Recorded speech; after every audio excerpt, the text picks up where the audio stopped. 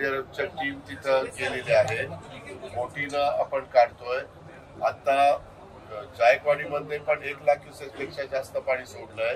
माजलगाव मधनं पण 1 लाख क्युसेस पेक्षा जास्त पाणी सुटलंय आणि त्याच्यामुळं असणारं सगळं गोदावरी नदीचं प्री कॅचमेंट एरियातलं पाणी, शिवाय ह्या धरणांचं पाणी, शिवाय त्याला मिळणाऱ्या सिंफळ नद्या, त्याच्या बाकीच्या उपनद्या त्यांचं पाणी, त्याच्यावर तिथं मोठ्या प्रमाणावर आपल्या महाराष्ट्रातल्या वेगवेगळ्या भागातल्या शेतकऱ्यांचं अतोनात नुकसान झालेलं आहे. पिकं सगळी पाण्यामध्ये गेलेली आहेत. काही गावं पण त्यांना पाण्याने वेढलेलं आहे.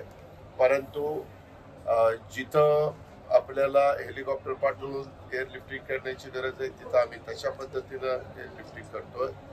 जिथं आपल्याला बोटी पाठवून त्यांना सुरक्षित ठिकाणी आणता येईल तिथं तशा प्रकारे आपण आणतोय. अनेक ठिकाणी जायला रस्ते देखील पूर्णच्या पूर्ण वाहून गेलेले आहेत आणि त्याच्यामुळं पाण्याची एकंदरीत पातळी कमी कशी होईल.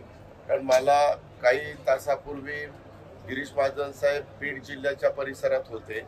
ते एका ठिकाणी पाहणी करायला जाताना रस्त्यावर 5 फूट पाणी होतं आणि येताना तीच पाणी 7 फूट झालं. असं पाणी पण अजूनही पाऊस थांबलेला आहे. पाऊस बराचसा आता कंट्रोलमध्ये आलेला आहे, पण पाण्याची पातळी वाढती ही वस्तुस्थिती खरी आहे आणि त्याच्यामुळं सगळेच असे घाबरून गेलेले त्या भागातली लोक, आमचे शेतकरी, आमची सर्वसामान्य जनता.